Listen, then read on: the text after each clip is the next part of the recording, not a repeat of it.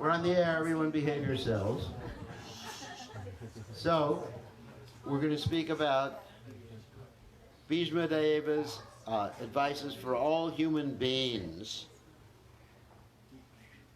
And these are very interesting. This is very interesting advice. So, Om Gana Timirandasha Gananjana Shalakaya Chakshur Unmiritam Yena Tasmai Shigurve Namaha.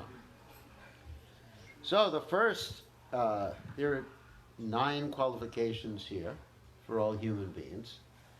And we're going to go over them one by one and describe them. Not to become angry is the first one. Is everyone listening? Not to become angry. So we got to unpack that one. Because generally, according to Krishna and Bhagavad Gita, where does anger come from? Jayato, Vishapam Sangos Teshu Vijayate, Sangat Sanjayate Kama. Kama Krota Vijayate.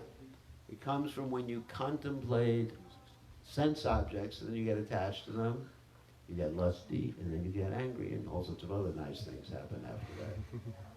So, in order to conquer material anger, because there is a type of spiritual anger that's permitted too, then one has to really control the senses and avoid contemplating things, understanding, as Krishna says, or as the Upanishad says, that everything is owned and controlled by the Supreme Personality of Godhead, Ishavasham Midam Sarvam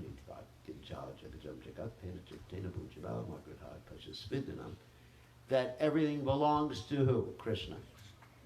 And then Krishna's lending us things. Nothing, we cannot own anything, and we're not the enjoyer of anything. Or as stated in the 29th verse of the 5th chapter of the Bhagavad Gita. Anyone know that verse? Bhaktaram Jagatapasam Suridam Sarvabhutanam Yatmamam Shanti Mrichati. So instead of being angry, you can be Shanti, or peaceful. I know many times people, they like to chant Om Shanti, Shanti, Shanti, Shanti. Well, everyone wants to be Shanti, but the only way you can be Shanti is to understand that, whoops, sorry, I'm not Shanti right now. So, the only way you can be Shanti is to understand, Prabhupada said this is the peace formula, that Krishna is the enjoyer, he's the proprietor, he's the ultimate end of all sacrifice, he's the friend of all living entities. This is how you get Shanti. And then that's how you conquer anger.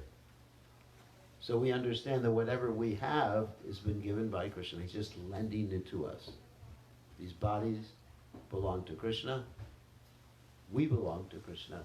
Everything we have. And so, therefore, do not covet.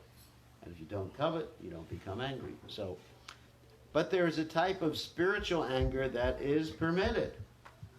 And what is the type of spiritual anger that's permitted? When the Lord or his devotees are criticized, then anger is a good thing. So it's not an absolute statement. Nor is the next one that Grandfather Bhishma gives. And he was the one who learned that this next one is not absolute. It's do not lie. Or as they say in the 10 Commandments, anyone know? Do not bear false witness. Same thing. But Grandfather Bhishma learned that sometimes it's all right to lie. Oh my God. I am not prescribing lying for anyone. So he learned something very interesting about ethics and morality. And it's called, in technical language, consequentialism. Consequentialism means that an act is determined to be moral or immoral, dependent upon the consequences. Now, what do I mean by that? Let's look at Grandfather Bhishma's whole history. Grandfather Bhishma, of course, made a promise very early in his life. And that promise was made to his father, Shantanu, when he so nicely arranged for Shantanu's marriage with Satyavati. His father was like completely in love with Satyavati. who was apparently a fisherman's daughter. Actually, she wasn't. She was the daughter of King Vasu, but that's another story. And in order to arrange for that marriage, Grandfather Bhishma, he wasn't grandfather at that time, obviously, Bhishma. So, you have to be careful. So, Bhishma took a vow, and that vow was he'd never get married, which is okay. But the second vow was that he would support whoever, actually the first vow was he would support whoever was the king, and he agreed that Satyavati's son would become the king, or the emperor. And so that was a promise. And he stuck to that promise like super glue throughout his whole, let's say, manifest life pastimes, right? But the problem was that sticking to the promise caused him to take the side of irreligion, right? So he understood at the end it was a big mistake for him to stick to his promise, because he had to fight on the behalf of Duryodhana and company. So he told a very interesting story, this is there in the Mahabharata, to illustrate this point. He said, once upon a time, there was a bunch of dacoits, or gundas, as you call them in India, or criminals, or terrorists, as we call them in America, who were attacking a family. They were running after a family. For some reason or other, they wanted to kill a family. Family took shelter in the ashram of a particular sage. And the sage had also taken a vow never to tell a lie. And so what happened is the dacoits came and they asked the sage, have you seen this family? And the sage said, I can never tell a lie. They're here in my ashram. And they got killed. So what was right? Was it right for him to lie or wrong for him to lie? It was right for him to lie. So that's called consequentialism. You can judge an act based upon the consequences of that act, rather than just ritualistically taking the act out of context. Of course, one has to be very careful about that. Prabhupada did not want us to lie in preaching Krishna consciousness or in carrying out the Krishna consciousness movement. So, very interesting point. And also we find in the Mahabharata that Krishna sometimes encouraged people to lie. For example, he encouraged Yudhisthira Maharaj to say that Ashwatthama is dead. And Yudhisthira Maharaj said, no way, I never tell a lie. So instead, Krishna arranged for this nice trick that Bhimsen would kill Ashwatthama, the elephant. And when he killed Ashwatthama, the elephant, Yudhisthira was able to say, Ashwatthama, the elephant, is dead. So he also lied. Even though he thought he wasn't lying, when you give someone a false impression, you're also lying. Right? So he did lie, and he also disobeyed Krishna at the same time. So double jeopardy for him. And so the lesson is that sometimes under certain circumstances, to protect someone's life, or in extreme circumstances to uphold dharma, it may be necessary not to tell the truth. But one has to be very, very careful of that. Prabhupada himself, one time he said, it's not good to lie to some people and tell the truth to others. He said, because the problem with lying, apart from the fact that it doesn't please Krishna, is that one gets into a certain mode of nature. We've seen sometimes when devotees, in the name of preaching, they would not tell the truth, or they would stretch the truth, and then they weren't able to discriminate later on how to deal with other devotees. And of course, telling the truth or truthfulness is the last principle remaining in this Kali Yuga, right?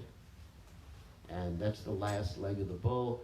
And of course, as we see illustrated in a particular individual who should remain nameless, he whose name cannot be named in politics, Mr. Voldemort. Anyway, so you don't know who that is. That's good. Some of you know who that is. The accordion player. What? The accordion player. Well, whoever he was in some movie. So as you see in our politicians today that they're quite adept at lying, and one of them has been clocked in at 10,000 lies so far. And counting. Every day I think there's an average of 10 to 15 new lies. So we don't want people to lie. Because when you do lie, another problem with lying is, apart from the modes of nature, you get caught up in it, in those particular modes of nature. People don't trust you anymore. It's like the little boy who called what? Wolf. Because he was lying, and when the wolf actually came, guess what? Nobody believed him, and he became Wolf Rashad. At that point, right? So one should not lie, except in exceptional cases. Of course, Shukracharya makes some other statements in the Bhagavatam about lying, but we don't agree with his statements. You know, I don't know if any of you read that part of the Bhagavatam. You should lie when you're talking to a woman or something like that. But no, don't lie except to save someone's life. Or when Krishna tells you to say Ashvatthama is dead, then you can lie. So that's the second principle for all human beings. This is very interesting. The third principle is to equally distribute wealth. Wow. What does that mean? That means we just go out in the street and whatever money we have, we just give to everybody? No. That means basically, not that we're interested in communism, that means basically that we utilize whatever wealth we have to give people Krishna consciousness. First of all, the family, Krishna consciousness, support the Krishna consciousness movement. And then that's the best way to distribute wealth. Because if you give money to someone who is not Krishna conscious, guess what? You become implicated in those activities. And I learned this very early on in life, before I became a devotee. Interesting. That a policeman taught me this lesson. Once upon a time I was in the subway in New York, and I don't want to say bum because that's not politically correct, but say challenged individual. Housing challenged individual. How else would you say it, you know? Anyway, he came up to me and said, "Can I have a dime for a cup of coffee?" In those days, a dime was worth what we consider to be $1 today. And out of compassion, I gave it to him, and the police came up to me later and said, "Don't you understand he's going to spend it on liquor?" At that time, I was very innocent. I just thought, well, he's just going to drink coffee. Get himself a donut or something like that. So, in other words, giving charity, there's charity in the mode of ignorance, and charity in the mode of passion, and charity in the mode of goodness. And the mode of goodness is given to the proper person at the proper time, place, and circumstance. And there's transcendental charity, which we engage in, which Lord Chaitanya advised all his devotees to engage in, which was Yari Dekatari Kar Krishna Padesh. Amarigai Guru Hoy Tare Desh. That whoever you meet, whoever you come in contact with, you give them Krishna's association. So that's because our real wealth is not our money. You know, people think like that. Wealth is money. But the real wealth is the Krishna consciousness. The real gift that we've gotten in this lifetime is the gift of Krishna consciousness from His Divine Grace, Srila Prabhupada. Without Srila Prabhupada's mercy, none of us would be sitting here today, or we'd be sitting here doing something else and eating something else other than prasadams. You know, so basically none of us would be, no, maybe some of you come from India or some more pious than I was. But by Prabhupada's mercy, Prabhupada has given us his wealth, and it's our duty not to be creeping us or keep it all for ourselves. And the interesting thing about distributing wealth, Krishna conscious wealth, is the more you distribute, the more you have. It's not like ordinary wealth. So the next quality or qualification, Grandfather Bhishma advocates, is to forgive. And this is the quality of a Brahmin, actually. In the Bible, it's mentioned if someone hits you on one cheek, you turn the other cheek. So that doesn't mean we want to be hit on both of our cheeks. But in other words, we hate the sin that someone is committing, but we don't hate the sinner. And forgiveness means we say, getting back to what the Christians believe that Jesus Christ said was that, forgive them, Lord, they know not what they do. In other words, one is functioning, even if someone is functioning in an irreligious way, they're functioning under the modes of nature and they're suffering. So we should feel compassion for everyone. And if something happens to us, we don't blame what? The immediate perpetrator. There's that story in the Bhagavatam of Dharma the bull being beaten by the personality of Kali. First canto of Bhagavatam. And the personality of Kali is basically chopping the legs or beating the legs of Dharma the bull. Dharma the bull standing on that one last leg, which is truthfulness, which right now is gone. So it's no legs he's standing on right now. But in any case, Dharma the bull is asked by Parikshit Maharaj, who comes upon this scene and sees Kali doing his thing with Dharma the bull and with Bhumi the cow. And Parikshit Maharaj asked Dharma the bull, who has done this to you? Whoops. And Dharma the bull says it's very difficult to ascertain, and ultimately he's indicating that this is the Lord's plan. In other words, as stated by Krishna in the 6th chapter of the Bhagavad Gita, so you know this verse, Yomam Pashati, Sarvatra, Sarvachamai Pashati. What's this? Tasyaham Apanishami. Pranashati. So, for one who sees me everywhere and sees everything in me is never lost to me, nor am I ever lost to him. So this is the position of a devotee. Like if something happens to you outside of your control, don't blame Krishna for your own foolishness. Like one time devotees passed away in an automobile accident because they fell asleep while driving, which is a common thing in the old days. We all did that. Some of us survived. Then one devotee went to Prabhupada and said, Krishna's mercy. Prabhupada says, no, it's their foolishness. So it's not that we can blame Krishna, I jump off the building and expect Krishna and Garuda to help me and save me and catch me. It's not like that. That if something happens outside of our control, then we see Krishna everywhere and see Krishna in everything. And not only see Krishna, if we just saw Krishna, we'd probably get angry with him. Why did you do this to me, Lord?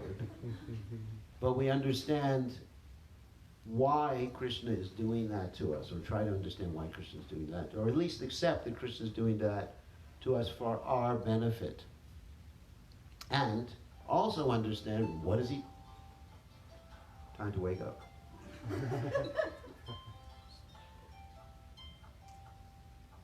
Musical interlude. At least it's a mode of goodness song. So, we understand he's doing it for our benefit, and then we try to understand what we're supposed to do about it. Like I've experienced in my own life, sometimes Krishna does things like really heavy. I mean, what's the heaviest thing that happens? Even more heavy than a physical occurrence, painful occurrence, is when people turn against you, who you love or have a close relationship with. That's the most painful thing. So what is Krishna saying? Well, it's saying a lot of things. Become a Buddhist. No. No, I got that wrong. Krishna is saying, take shelter of my names, Yashaham Anugraname Harishe Taddanam Shanai. For those who I especially favor, I take away all these different attachments in this world and are simply left with my shelter. And so you see Krishna behind. So what are we supposed to do about it? You chant more. If Krishna sends some difficulty, it's not that you get angry and chant less. Throw your beads. I remember there was one devotee when something happened that she didn't agree with, she just threw her beads. Actually, one time she didn't agree with the way the deities were dressed one day. Anyway, you don't know this person. She just threw her beads away. She stood in front of the deities like that, grimacing at the deities. So that's not proper. So we see Krishna. It's Krishna. What is Krishna saying? What should I do about it? And in this way, one can forgive. If someone does, and look at Haridas Thakur. Not only did he forgive the people who were beating him, the people of a particular religion, because we also have to talk politically correct nowadays, who were beating him in 22 marketplaces, but he was thinking of their welfare. They were not successful in, of course, killing Haridas Thakur, and they were in anxiety because they were going to be tortured or condemned by the Nawab. And so he said, what's the problem? And they said, well, you're not dying. And Haridas Thakur said, I can help you with that one. And then he just went unconscious, and they thought, well, he's dead. And then Nawab said, well, make sure he's not cremated or entombed, so we'll just chuck him in the river. They chucked him in the river, and he came back to consciousness, but he was concerned with the people who were beating him. Really interesting. So this is a Vaishnava. Not only does he not have enemies, Jata Shatrava Santa Sadabhushana, but he actually loves everybody. Another statement is Yastu Sarvani Bhutani Atmane Vanupashati Sarvabhutesha Chatmanam Tatona Digigupshate. One who sees Krishna in everything, Krishna sees Krishna everywhere, everyone is part and parcel of Krishna, he doesn't hate anyone or hate anything. So in this way one can forgive. It's not an artificial imposition on the mind to forgive someone, but just to understand that Krishna is behind everything. All right, the next one is not applicable to sannyasis. To beget children only with one's legitimate wife. Okay, we agree. Any arguments about that one? Okay, thank you. Next. Next one is to be pure in mind and hygienic in body. Is this the fifth one? Yeah, that's the fifth. No, the fifth one is to beget children only by one's legitimate wife. The next one is to be pure in mind and hygienic in body. That's the sixth one. Yeah, that's the sixth one. That's right, sixth one.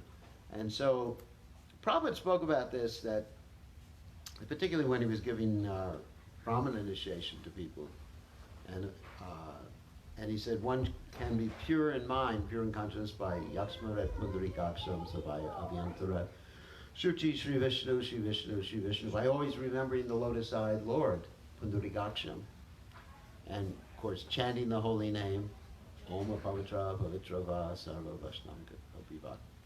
And then also hygienic in body, Prabhupada said, by bathing. This is an instruction he gave to those taking second initiation, by bathing 3 times a day, or if that wasn't possible, 2 times a day, washing hands before eating, washing hands after eating. When I joined the Krishna conscious movement, we were also taught to wash the feet before and after eating. I don't know if you remember that, Mother Rama. At least when I was first a devotee, it became a little impractical because we only had one sink in the prasadam room and people were sticking their feet in the sink. And it was like, normal height of a sink, and people standing on one leg and sticking their foot up in the air while they're standing on it. So, No accidents. no, we never had an accident. We were young. And also, Prabhupada said, cleaning the place where you've eaten, before you eat and after you eat. In the old days, that meant cleaning the floor because we ate on the floor and we ate on pieces of wax paper. Some of you may not remember that, Douglas. Probably there's only 2 of us in this room who probably remember that. Well, you remember that. That we couldn't even afford paper plates or metal plates or anything like that. We'd just take strips of wax paper, stick them on the floor. Like those donut shop, like those boxes of wax paper they use for donuts. We just took cheap wax paper from the supermarket. We just took off the roll, put it on the floor, and it got all soaked after some time. And just an interesting story. when I first joined, it has nothing to do with the topic, but it's okay. Yeah, I just remember this. When I first joined the Krishna conscious movement, I was a very fanatic devotee. And so I thought, prasadam, we cannot waste any prasadam. We have to make sure that none of it remains on the floor, spills on the floor, or anything like that. So I had a cup of prasadam water, and my mother was visiting the temple, and I spilled it by accident, and I got down to my hands and knees and was slurping it off the floor. In front of my mother, who had spent so much money and time educating her, nice, young, intelligent son. And she thought, oh my God, what these people have done to my son. So, definitely you don't want to go that far. So, but Prabhupada wanted us to be revolutionary clean. In other words, cleaning a bead bag regularly, cleaning the clothes regularly, and especially when you're doing deity worship. There's different regulations. Prabhupada said, cleanliness and punctuality are the two most important things in deity worship. The rituals and details, they're not as important as cleanliness and punctuality. So, because when we keep ourselves clean, the mind stays clean. There's a reason for it. It's not just external. We can't just be like Jad Bharat or Maharaj Rishabhadev. Maharaj Rishabhadev? Maharaj Rishabhadev undertook this process called Jata Yoga. And basically, he didn't do so much external cleanliness, but also he had the benediction that his stool smelled quite nice. Isn't it? The Bhagavatam said. In other words, he had a spiritual body. So when you have a spiritual body, don't worry about your dirt. But if you don't have a spiritual body and you get dirty, then that's again the modes of ignorance take over. It's very interesting. If something is very messy and very dirty, it affects the consciousness. And then you can't think of Krishna. Whenever something is very clean and neat, then you can think of Krishna more easily. And that's a Brahmin. Prabhupada said you have to be a Brahmin or on the Brahman platform to approach the Supreme Brahman, who is Krishna. So cleanliness of body and mind is extremely important. And also, another way we can achieve cleanliness in mind, in addition to, Yaksmana Pundarikaksham, is to avoid contemplating or hearing or seeing things that might pollute our mind. For example, if we watch too many mundane movies,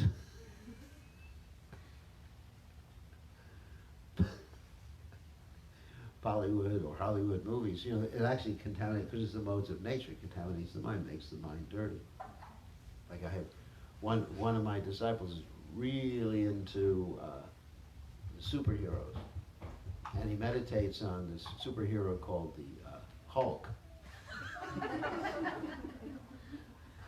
So, Is initiative design? oh yeah, he's very. No, there are no others.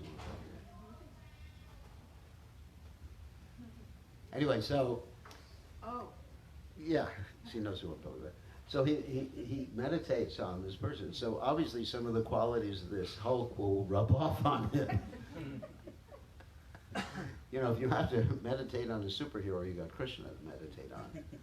Rather than, it's a fact. The modes of nature, as Krishna says in Gita, in other words from the Gita, everything's there in the Gita, Karnam Guna Sangasha, Sadasa Janma Janashu, that our entanglement is due to Guna Sangha.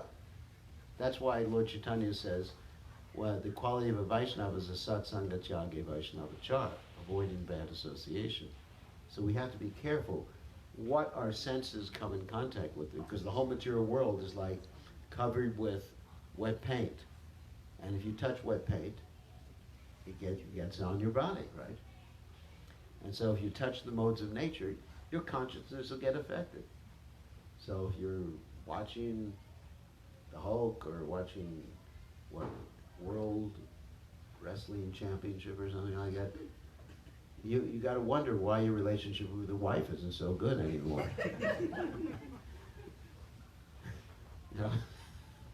Or, there's like for example, one time recently I was in New Zealand, and I was in the airport lounge. And they have this big TV there, and they're, I think it's the rugby team. Rugby is really rough. And they were called the All Blacks. Right? Am I right? See? I'm educated. So, and they had this team up there, and they were just like, and I was watching, not the game so much, but the people watching it. And they go, I think, oh my God, is this a zoo or what am I? The airport lounge. But they were acquiring the modes of nature by contemplating this game. And you see that also, in the airport you walk by the sports bars and the same thing is happening. So when you don't understand how you're actually throwing dirt. Of course, we have this nice process called Atma Snapanam, the bath of the soul, the bath of the self, and that's the chanting of the Lord's holy names. So if we do things that are not really connected directly or indirectly with Krishna, it actually throws dirt on the subtle body. And we're trying to, we're like the elephant, Kundra Sotra, that bathes and then throws dirt. I chant my rounds and now I can do anything and take the rest of the day. So, anyway, next one, we're actually up to 7 now. Not to be inimical towards anyone. Wow. In other words, that's the same thing, similar to forgive people, but to actually consider everyone to be your brother. That first-class God consciousness, as St. Francis said, that to consider all animals, plants, all living entities to actually be, again, that verse, Yastu Sarvani Bhutani. Aham Bija Pradapita, as Krishna says in the Gita. Krishna is the seed-giving father, and all of us are brothers and sisters. So this is true unity.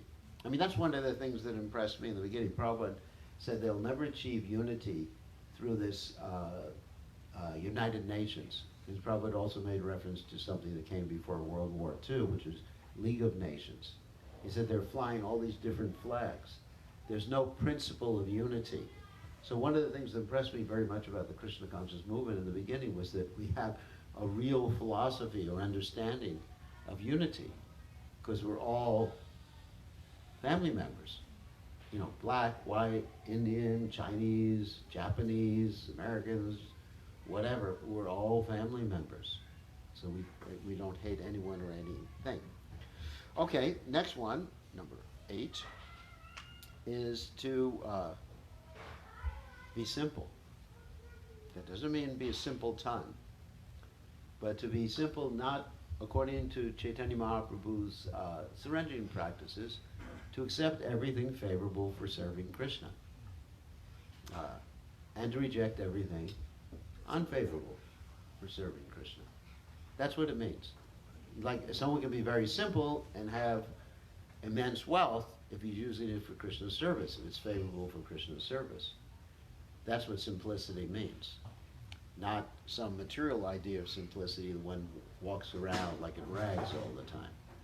And the last one is to support servants or subordinates. Let me unpack that. Sometimes we consider our servants or subordinates to be our servants. In other words, their duty is to give pleasure to us. But actually, we should consider ourselves to be the servants of our servants. To be interested in their spiritual welfare. We may be engaging them in doing some service for us, but the attitude should be that we are serving them by engaging them in Krishna's service. It's not that we consider anyone to be lesser or even the caste system, just like I've observed sometimes when I go to India, I stay at people's homes and they treat the servants like dogs there sometimes. And it's just like, really disturbs me a lot. There's some young boy or young girl in the house, and because they're a lower caste, and they're paying them some rupees to do that, they just say, do this, do that. And no, the servants should be considered like one's children. That you're interested in their welfare too. And that was the tradition anyway, originally in India. You see, in Chaitanya Mahaprabhu's house, there was this one servant called Ishan, and he was treated like a family member. And not only like a family member, but later on when Sachimata passed away and Vishnupriya passed away, the other Vaishnavas came and took shelter of him and took his blessings because he had been taken care of, or had taken care of Chaitanya Mahaprabhu. So this idea of true equality, someone may be in a position of rendering service or assisting you in some way.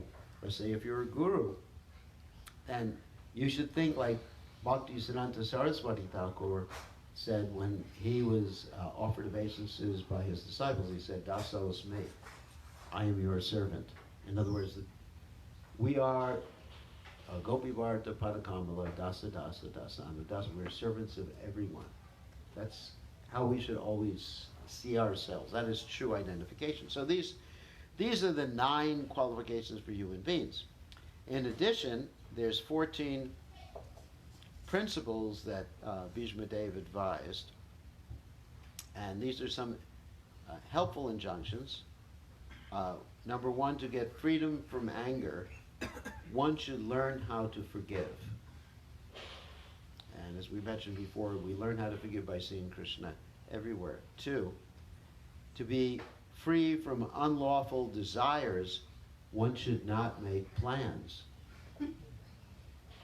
Now, plans for sense gratification, for unnecessary activities within this world. We're not talking about, he who fails to plan plans to fail.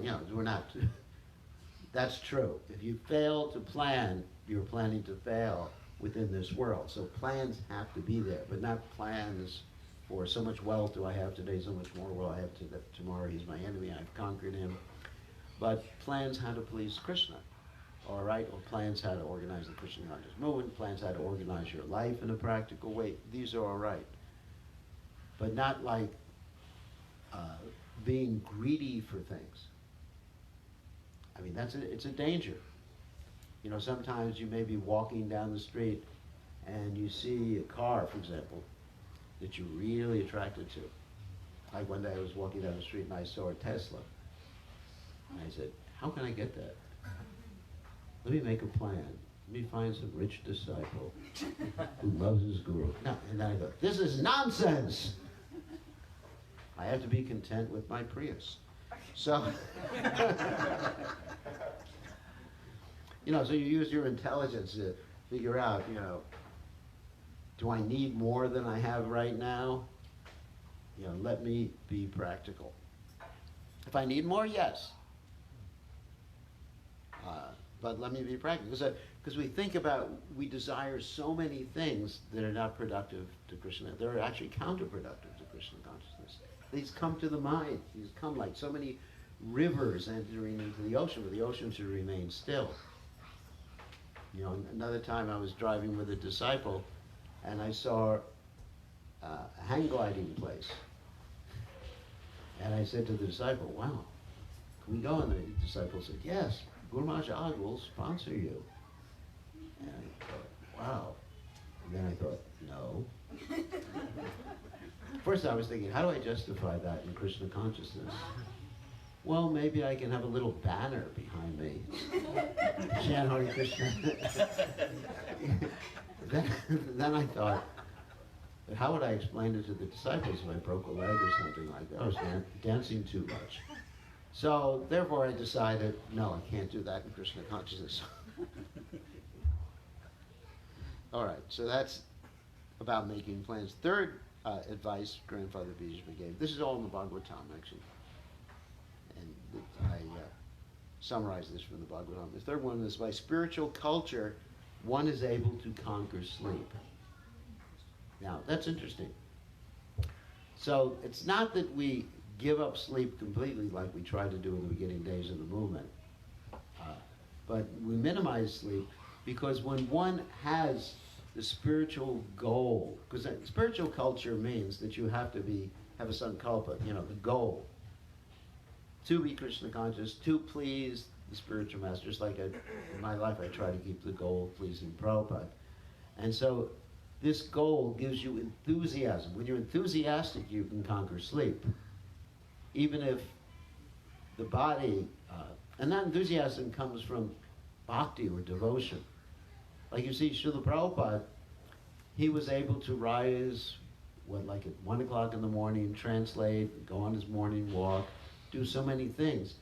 Why? Because of his enthusiasm to please the spiritual master, because of the bhakti. And that's spiritual culture.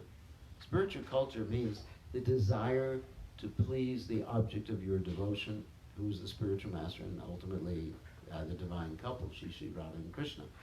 So when one is, let's say, in love spiritually, then you forget about sleeping. Just like even in this material world, when a boy and a girl fall in love, I don't think they're sleeping too much at night. They're just like thinking of each other. Texting. Oh yeah, texting. That's right, I didn't know about that. So they're texting in the middle of the night. How are you doing? I'm fine. How are you? I'm fine. What are you thinking? What are you thinking? I love you. I love you. It gets pretty boring after a while. Anyway. So, but that doesn't last for very long. They don't even write all this. They have those little Emojis it's called. They have these little emojis, smiles, the kisses, the hearts, and everything like that. So you see that people who are experiencing even material love give up sleep. So that's spiritual culture. It's not simply the desire for liberation. That's not spiritual culture. Spiritual culture is the desire to please Krishna. And then one gets so enthusiastic, one doesn't want to sleep. And here's another one. Number 4 is by tolerance only can one conquer desires and avarice. So, tolerance, not simply, as we say, biting the bullet, but controlling the mind, understanding one's goal again, there's the sankalpa, and accepting things that are favorable and rejecting things that are unfavorable. That's tolerance. Just looking in your mind. What I try to do, just to give you my secret, is I think, what would Prabhupada say about this? Would he want me to do this? Because it really brings it home when you think about Prabhupada. You know, Krishna is so far up there, it's hard for me to think, what would Krishna want me to do? Oh, go hang gliding. No, you know, it's hard, isn't it? It's hard for me, or any of us, to relate to Krishna down at this level. But Prabhupada has shown us what, or how to apply the Bhagavad Gita. I often say that Prabhupada's life is Bhagavad Gita in action. He's the example of Bhagavad Gita. Of course, Arjuna is too, when he finally surrenders to Krishna. But, you know, Arjuna's example, I don't know if it's for us, you know, taking your bow and arrows and going out and killing people. I think Prabhupada's example is taking your books and going out and killing the demoniac propensity in people. So I tend to ask myself, you know, about Prabhupada, would Prabhupada want me to be thinking or wanting this thing? And if the answer is no, I just say no. That's tolerance. I just tolerate, because the mind is always accepting and rejecting things based on sense gratification. The mind is thinking, oh, I gotta have this. Isn't it? Like I gave the example, you know, the Tesla or the hang gliding. The mind, God, it's crazy. The mind is the friend of the conditioned soul, his enemy as well. The uncontrolled mind is the enemy of the conditioned soul. So we're thinking so many things. I gotta do this, I gotta have this. And like Bhaktisiddhanta Saraswati Thakur says, we beat the mind, but we beat the mind not with a stick, like he said, or shoes. But we beat the mind by thinking, what would Krishna, would the spiritual master want? He's here with you. You could actually invoke the presence of the spiritual master by thinking of his desire. Would Prabhupada want me, let's say, for example, to, like some people may go outside of ISKCON or something like that. Would Prabhupada want that? What would Prabhupada say? And I mean, I'll give you another example. One thing I would like to do, it's Krishna conscious, not Maya. I would like to just stay in Govardhan. We have a nice place in Govardhan, and just say, goodbye, cruel world. You heard that expression? There was even a song like that in the 1960s. Goodbye, cruel? No, I don't even remember it. Anyway, so that would be blissful. And someone would call me on the phone, or I wouldn't have a phone. So try to reach me, and I would just go, Hare Krishna, Hare Krishna. I remember one of Prabhupada's godbrothers, Krishnadas Babaji, was like that. He was the only Babaji disciple of Srila Bhaktisiddhanta Saraswati Thakur. And when anyone approached him with any problem, guess what he would do? He'd go, Hare Krishna, Hare Krishna, and start laughing at them. Krishna, Krishna, Hare Hare, Hare Krishna. And so of course that solves all the problems. So I would love to do that. Chanting like that or staying in Stay and go around, just when someone came with a problem, oh, there's a problem in wherever, in Seattle. And I would just go, Hare Krishna, Hare Krishna, Krishna Krishna, chant Hare Krishna. But when I think about Prabhupada, then in my mind he's saying, you rascal. Whenever I think of doing that, Prabhupada yells at me. He says, you rascal. Get out there and do something for my mission. That's what you're here for. Not to enjoy. Work now, samadhi later. Deserve, then desire, right? These are different expressions Prabhupada had. So here's another one. This one I love. Disturbances, wait a second. Disturbances from various diseases can be avoided by regulated diets. We have a video series called Stop Killing the Devotees. You're all welcome to see it. It's on YouTube. You've seen it? Anyone here seen that video series? I've seen one or Yeah. two parts. Yeah, 1 or 2 parts. It's interviews with a doctor in Germany, a very well-placed doctor, and about devotees' diet. So Prabhupada said, disease comes from what? 3 different things. Anyone know the 3 different things? Uncleanness, anxiety, Overeating. Overeating, anxiety, and uncleanliness. So anxiety is a big one. Anxiety, anger, emotional disturbances, this is a big one. And uncleanliness, which we dealt with before. And overeating, which means eating the wrong food or eating the wrong quantity of the wrong food, or even the wrong quantity of the right food. Prabhupada said, many stalwarts have fallen down in the name of Mahaprasadam. So you can even overeat with Mahaprasadam. Oh, it's Mahaprasadam. And so if we want to be healthy, then it means controlling our tongue, which is the most difficult sense to control. Dharmajay jivayati labhamoyasa durmati. So, very important instruction. Another one is by self-control. There's only 14 of these. One can be free from false hopes. False hopes to try to make a solution to the problems of this material world. To understand, basically, dukali masashratam. 7, money can be saved by avoiding undesirable association. Because when you associate with someone, then you actually want to partake of the same activities that they're doing. Like if you associate with someone who's gambling, then you want to gamble. So we have to avoid, and that also means undesirable association with desires, certain types of desires. 8, by the practice of yoga, one can control hunger. Now, by this, one could take yoga as indicating hatha yoga, but in a larger sense, it means connecting yourself with Krishna. One can control hunger. Same thing, that one considers what one's goal is in life, and then one can adjust one's eating pattern accordingly. Next one is worldliness can be avoided by culturing the knowledge of impermanence. That means basically, dehinosmin yata dehe komanam yavanam jiratata dehamtaris praptir namuyate. That basically you're passing from different boyhood to youth, then to old age, then you pass into another body, or as one Greek philosopher said, you can't step into the same river twice, because the river is always flowing. Material energy is endlessly mutable, it's always changing. The bodies are changing. Everything is falling apart in this world. And I know, that appears like a very heavy thing to be talking about the nature of this world.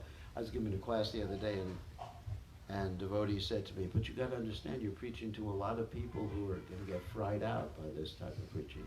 Fried out means upset. So you have to tone it down. Just talk about Krishna's pastimes in Vrindavan. So, but Prabhupada generally did spend a lot of time talking about the impermanent nature of this world. Just like you cannot capture a soap bubble. Prabhupada talked about how this lifetime is like a dream that lasts for at most 100 years. Just like at night, we have a dream that we get very attached to. I don't know if you've ever had a dream you're so attached to, you get upset when you wake up. That happens. Why did that dream continue? Let me go back to sleep and continue that nice dream. So a dream lasts for, 15 minutes, 20 minutes, or whatever it lasts for. And actually looking at it from the standpoint of eternity, 15 minutes is no different than 100 years. If any of you have studied what eternity means, eternity. So anyway, so dizziness can be conquered by rising up. That's pretty easy. Just sit up. Sit up like Prabhupada one time was saying to the devotees, the famous japa tape, sit properly. You heard that in the japa tape. So the devotees were just slumping over like that. And actually that generally happened during Bhagavatam class in ISKCON. In the old days, because we didn't have enough rest at night, we were forced to get by in 5 hours maximum, 6 hours a night. Devotees would fall asleep during Bhagavatam class, and we had to assign someone to go around with a water bottle to spray them in the face, because every time they did a dive bomb, you remember that? You just go, shh. And then finally you'd help them stand up, and sometimes they were so tired when they stood up they fell down. You could hear a crash in the back of the temple room that so-and-so Das had actually crashed to the ground, fallen asleep standing up.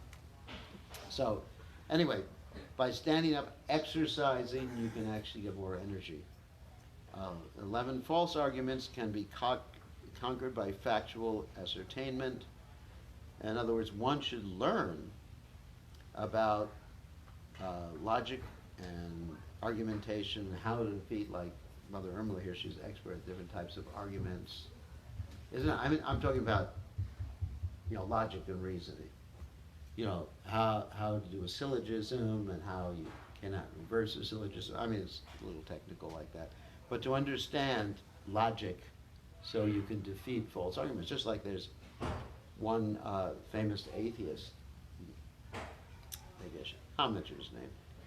His name is Richard Dawkins. I'm sure you might have heard of him before. He's a scientist, but he doesn't know philosophy very well. So if you know philosophy or logic, you can defeat him because he's giving basically illogical arguments. So devotees should be expert in logic so that he can defeat and not be confused by false arguments. Another one, talkativeness can be avoided by gravity and silence. Sometimes we find people who are motor mouths. So that particular tendency can be avoided if one decides only to speak things that are related to Krishna Katha. The opposite of that is Pujalpa, which is one of the problems that can cause one to deviate from Krishna consciousness, according to Rupa Goswami in Upadeshamrita. Achahara Pajasascha Pajalpa Yamagraha. 13, there's only 2 left. Going on a long time. By prowess, one can avoid fearfulness. This is talking about spiritual prowess, and of course not necessarily that one has to exercise and get muscles so that they can avoid fearfulness. I'll give you an example. This morning I was taking a walk and I heard that there were cougars and bears in the park.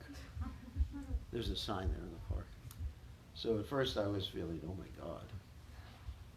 But then I understood that Krishna was protecting me.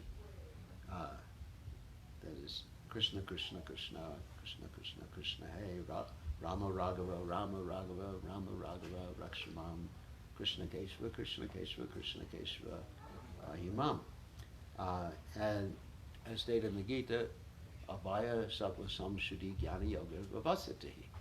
That's the first quality.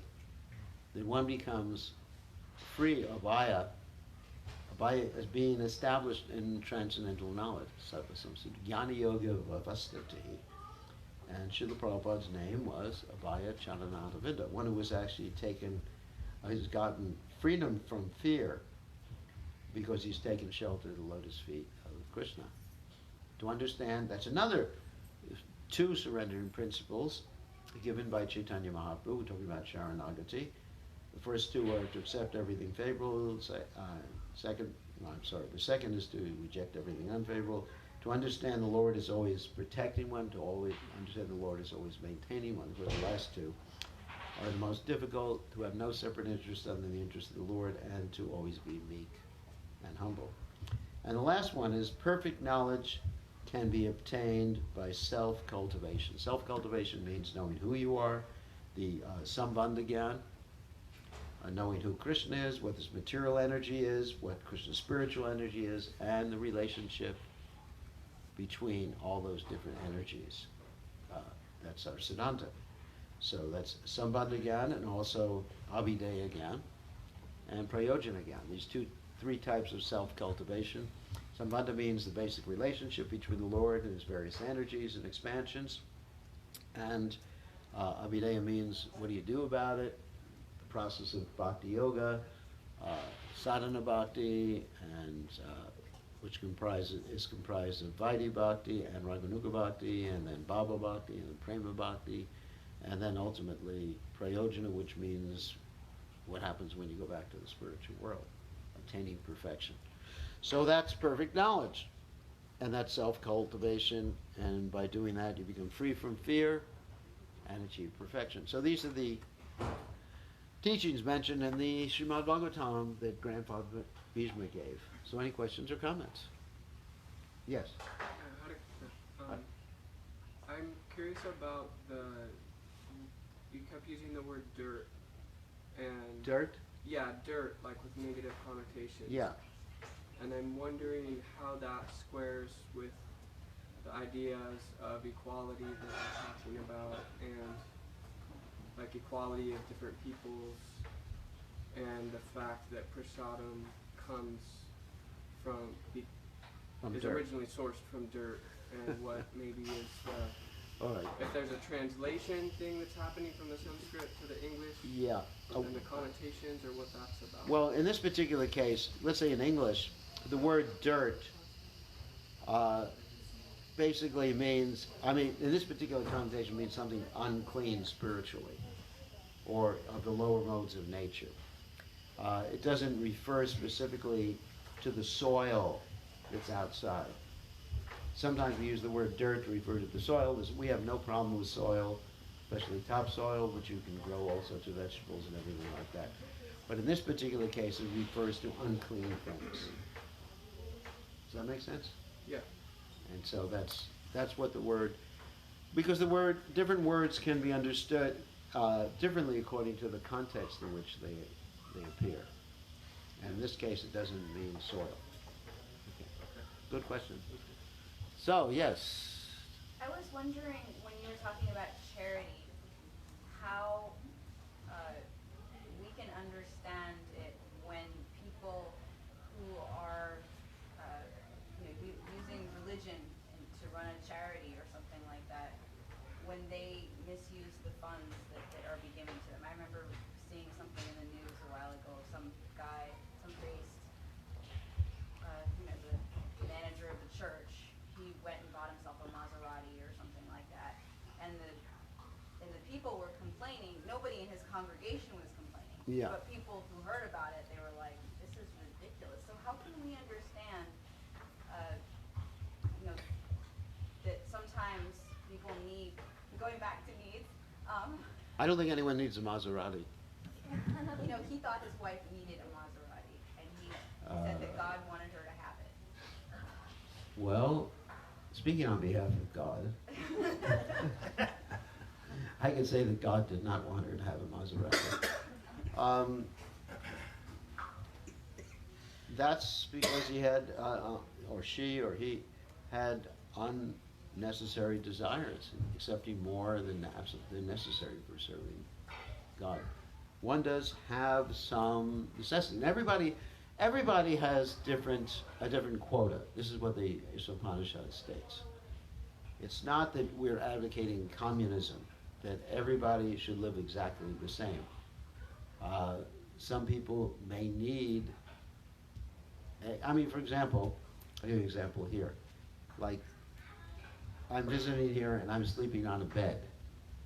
And I was told by non-disciplined, other sannyasis sometimes they visit here sleep on the floor, right?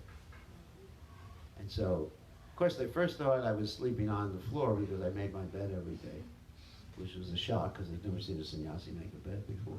I'm just joking. So who was better, who was worse? It's just, I may need that particular type of facility. And it may be necessary for my health, I don't know. Maybe I should try sleeping on the floor.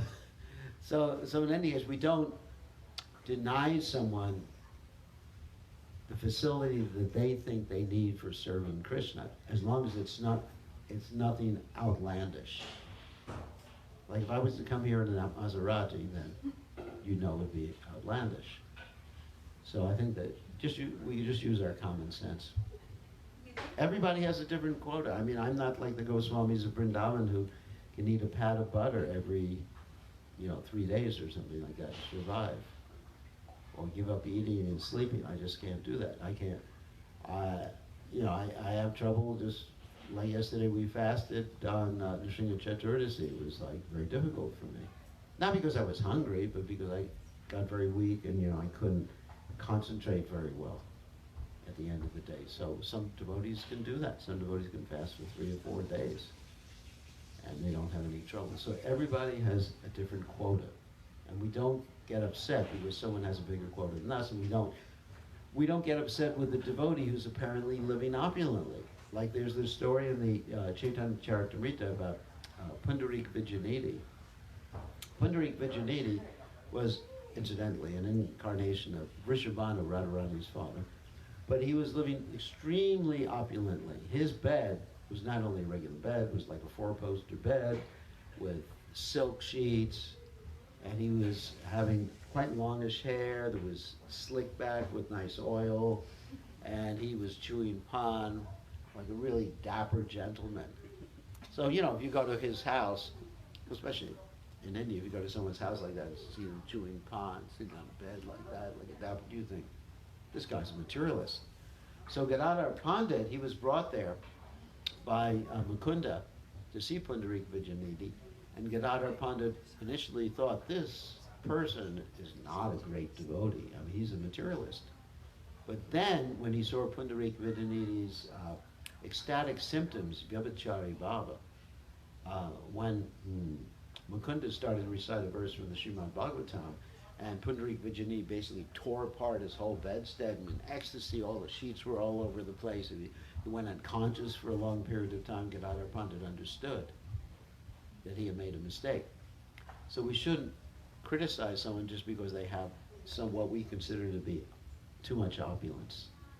We should understand that Krishna has given it to them. It's between them and Krishna. We can understand someone's spiritual position by how much attachment they have to Krishna.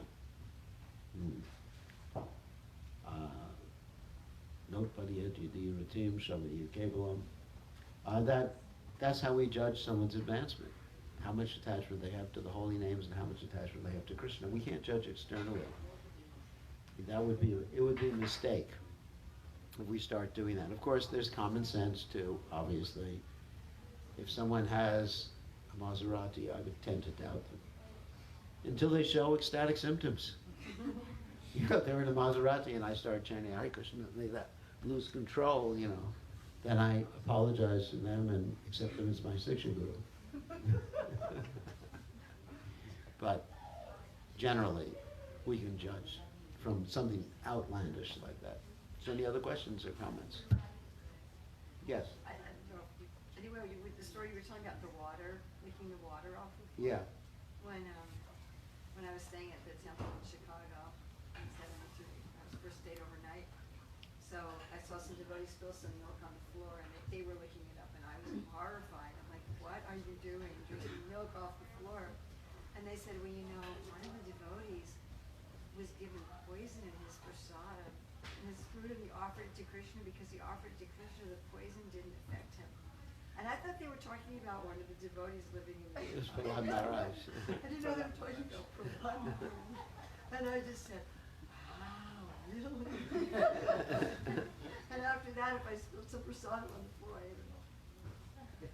Yeah, and I was told also that, you know, prasadam never gets contaminated. So after the Sunday feast, I go through all the guest plates, pick up all the globulins and eat them. Fortunately, I didn't get sick. But so anyway, and in Vrindavan, actually during festivals like Govardhan Puja, sometimes they would throw the food, and even if it fell on the ground, they would eat it. This is described in the Krishna book. I do have a question that's never made any sense to me about conquering dizziness by rising up. Yeah. Because there's been now twice in my life I had severe vertigo, and it's called benign condition. I know when you rise up, you get dizzier. Oh my God! I mean, when you get into certain positions, the room starts going like this, and if that position is standing up, you don't get rid of your dizziness by standing up. You make it worse. So I've always wondered about that. Well, that's a symptom of ecstasy. It's called Vyabhachari Bhava, one of the 33 symptoms of ecstasy you're experiencing. No, it's just the crystals in my ear were in the wrong place. You're just humble about that, actually. It's a very high symptom, you know. You probably just saw a peacock feather, isn't it? This is just your Abhavan meditation. Yeah, because there's a bhava called vibhav, where you just see something related to Krishna. There's again a story about that Mukunda. He saw the Muslim Qazi being fanned by a peacock fan, and he fell into such ecstasy he fell down from a high platform. And so that's called a vibhav, things that excite you. So maybe you just heard the conch shell and ooh, you get dizzy. It's a symptom of ecstasy. No, I mean that when you're talking about conquer dizziness by rising up, it doesn't refer to someone who has some illness. It's a general statement. So, any other questions? Yes. I was just recalling part of a story when about changing the rules when necessary. It's like in the area of talking about lies and stuff. Yeah. But this was Prabhupada in Russia, Mm-hmm. and there was a need for carrying containers for milk, and so he had the devotees empty all the Lotus. all the spittoons, Yeah. the brass spittoons, so they could take them down and collect more milk.